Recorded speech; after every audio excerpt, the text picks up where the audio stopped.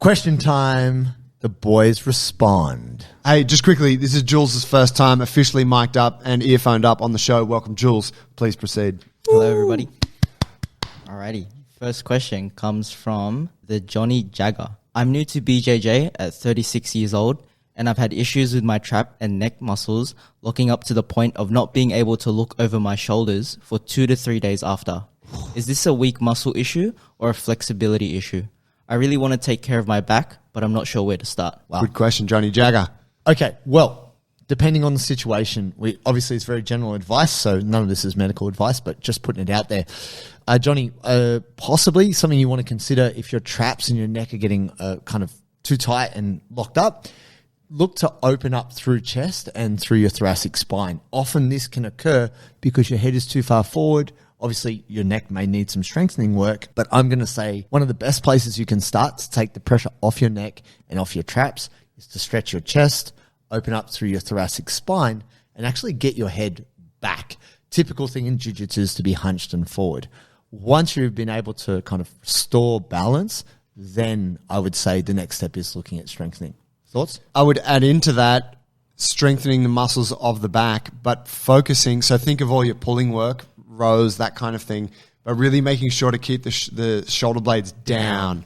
Yeah, and so you're actually starting to build more of the lower trap. Something that people get confused with the trap, we tend to think of it just as like this muscle that's up high on the shoulders, but actually it comes all the way down very low on the back, and it's between the shoulder blades down to the lower back.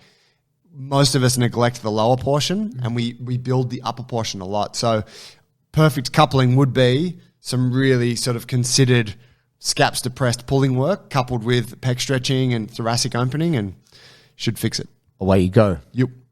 Second one comes from Alex Rendon 5484. How can you determine you're not learning anything as a blue belt? Respectively, looking back when I was a blue belt, I didn't know what I didn't know. Okay, well, how can you determine you're not learning anything? Okay, provided I'm understanding the question right, Alex. Honestly, you have to choose, and we were kind of talking about this previously.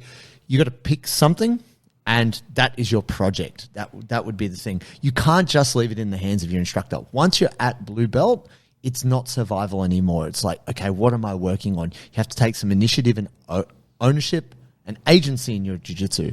If you just rely on your instructor, and maybe your instructor is a bit haphazard in the way they deliver, you might just be touching on things and never go in depth. I think it's really good for you to pick a guard, a pass, a submission, a position, and just come to understand it as well as you can. And that way, based off the feedback you get from your coach and your training partners, you will know if you're being more successful. But you've got to stick to a thing. Otherwise, if you have too many variables, you can't work out what's working and what's not working in the experiment. Limit the variables, and you'll be able to measure limit the inputs, and you'll be able to measure the outputs more accurately. Yeah, solid.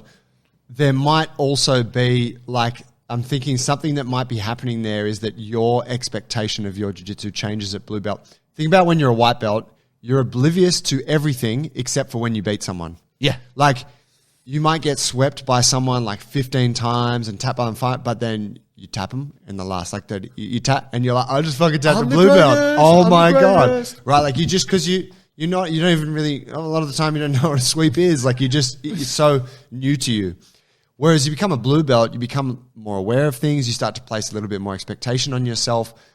Potentially you are getting better, but you now just placing more expectation means that you're not noticing it. Yeah. So you're looking at yourself through a different lens. So in that way, yeah, if you don't have a coach that has an eye on you, it's a tough one. However, if you got training partners or a coach that do have half an idea, and you can ask them, man, like, am I like, do you see me making some key mistakes, or like, and they'll tell you, like, if you're like, no, dude, like you're doing really good, or yes, you keep screwing it up with this. Feedback. That's right. For sure. Get feedback. Next question is from Devin DeCosta. Devin. In the warm-up for BJJ video, you mentioned you're not a fan of typical BJJ class warm-ups. I can't find any episodes discussing why though. Could you elaborate, please? Oh, that's a good episode. It's a short ep. It's a short ep. Like I'm saying, this is a short ep right now, so we can't go too deep. Look, there's a very general nature of BJJ warm-ups, depending on different classes or different schools that you may have trained at. The classic moves like the jumping jacks, the running in a circle. Skip with this one. Yeah, the alternating. Like I did that bullshit when I did Taekwondo. It's just like a generic martial arts thing. Now, there is also relevant things that you do, like learning how to shrimp, shoulder roll, break falling. These are all relevant skills for sure.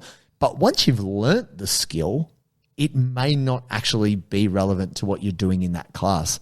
So running around and doing star jumps and stuff, and then the next minute you're like, okay, we're doing De La Riva guard. It has nothing to do with what you're training. So in that way, we should definitely do a longer rep on that. I would say the warm-ups are particularly generic, but the skills you train in jiu-jitsu are very specific. Therefore, having a warm-up that is tailored to the activity would be better. Yeah, totally agree with that. Jiu-jitsu warm-ups are stuck in the 90s. Yeah. The technique has very much evolved, but the warm-ups have stayed for 3 decades in the past. So it's just a case of, they're non-specific. They're very general. I'm sure they get you warm, but they don't do much else. Generally speaking, there's exceptions out there. For sure. JT, this question is for you. It says, from Mike Neal, good luck on your road to official Strongman Games. What are your current PBs? Oh, look out. Juicy. Hey, Mike. Man, what can I say? Thank you. It's going all right. I think it's maybe a little bit slower than I would want, but it's the game. That's JT. I'm impatient. So at the moment, Farmer's Walk, I did 123 per hand yesterday for 15 meters. Punched that out in about 12 seconds, which is reasonably quick over that distance. Yoke carry, 310 kilos, but that was really slow.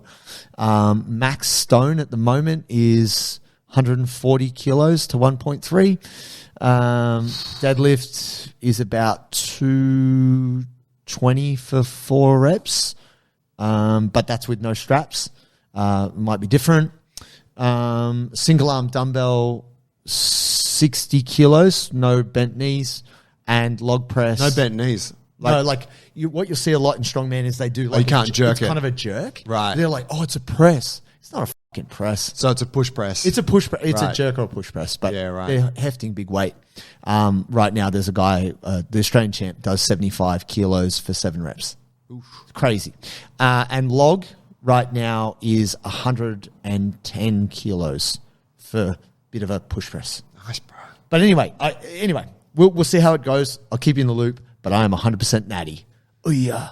Bit disappointed that old mate didn't want to ask me about my strongman journey or whatever. Next question. Too busy firing shots. Pew, pew, pew. Last one.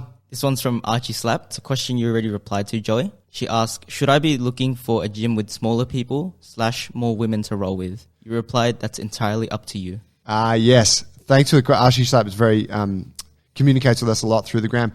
This is in regards to the comment about not body getting a lot weight of difference. benefit. When people are 30 kilos or more heavier. So I think my response to her was, I'm never going to tell you what you should do on your journey, right? We're just going to discuss this thing and you guys glean what you want from it. However, no, I don't think that you should go and find a new academy. I think that what we said there was really looking at the sort of the objective nature of, hey, what's going to be the best for you to be in a learning environment, and having training partners that where there is a 30 kilo or more weight difference, that's probably not the best for that. Yep. But there might be a bunch of other things in that environment that make it really great for you. You might love your coach. You might love your training partners. You might actually be getting really good at dealing with people that are different sizes. And in that way, that's an awesome place to train at. It's very hard to have everything in the one space. Yeah. And look, let's just quickly go to the other end of the spectrum, which we did not address, which needs to be addressed, which is a good friend of ours, big human, is easily 30 or 50 kilos heavier than most people. That's just the nature of the game. Yeah. And I think in that discussion, that person had felt maybe discriminated against because he was like, dude, I'm never going to. No one's going to train with me now. That means I got no training partners. And it's like, sure, Good point. it's a good point. But I guess the reason why we had focused on the perspective of the smaller person is when you are a huge human, or you're just a thick human. I'm pretty heavy for my size. There's less. You're going to encounter less injuries and less problems than the smaller person. Gravity is really on your side. You will experience less suffering in that way. You might struggle to find training partners, but with a little person, it's like, oh my God, is this going to turn into a surgery? You know what I mean? Yeah. When you're There's more on the line for the smaller person. That's right. When you're the plus of the 100 kilos, even though it can feel like you're getting discriminated against because people are ducking you, you're safer. And I Yeah. think that was the context of the conversation. Injury minimization piece. Yeah, exactly. And, you know, that is a consideration, right? For the larger person, it's like, hey, you need to know that you are coming in with of course, some sort of disadvantage here, but you're also coming in with some kind of considerable advantage. And to our friend, I don't believe that that's anything he's not aware of. Of course. Right? But for some people, they might be a bit oblivious to that. So, you know, that is something that can be taken away from that comment. For sure. That's it. That's it. Question time. Thanks, fam. Answered. Send through the shit. YouTube, Instagram, whatever. We'll decide. feature it on the show if it's a good one. For sure.